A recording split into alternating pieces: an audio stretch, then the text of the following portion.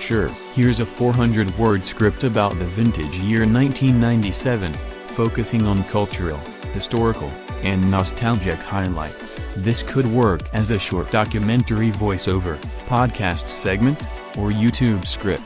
Title: 1997, A Vintage Year. Narrator's voice: calm, reflective.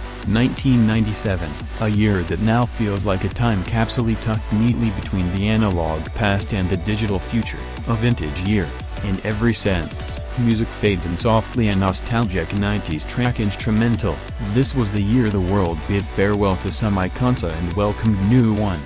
Princess Diana's tragic death in Paris shocked the globe, uniting millions in mourning.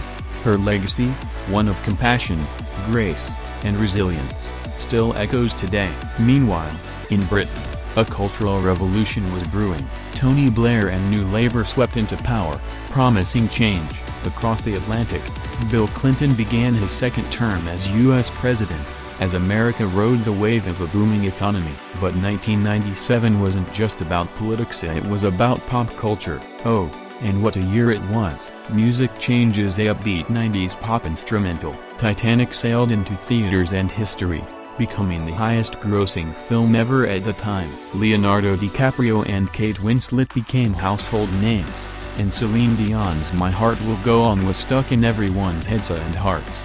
In music, the Spice Girls were at their peak, spreading girl power across the globe, while Radiohead's OK Computer redefined alternative rock. And who could forget technology? 1997 saw the birth of Wi-Fi S, that humble little signal we can't live without today. IBM's Deep Blue defeated chess grandmaster Garry Kasparov, marking a milestone in artificial intelligence. Pause. A reflective tone. The world was changing. Google was still a year away, but the seeds of a digital future were already planted. DVDs were replacing VHS tapes, and Tamagotchis became every kid's obsession.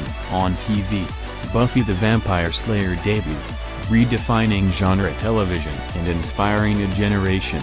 And in gaming, Final Fantasy VII and GoldenEye 007 turned living rooms into battlegrounds of adventure and nostalgia. Music softens.